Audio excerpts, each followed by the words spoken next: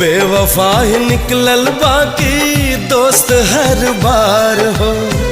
होत नइखे अब केहू पे हमके विश्वास हो।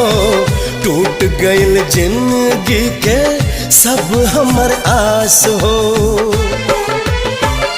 कि हमरा चाहत के फुलवा कबहू खिल ना सकल। कि हमरा चाहत के फुलवा कबहू खिल ना सकल। दिलरुबा दिलरुबा दिलरुबा जे मिलल बेवफा ही मिलल। दिलरुबा जे मिलल बेवफा ही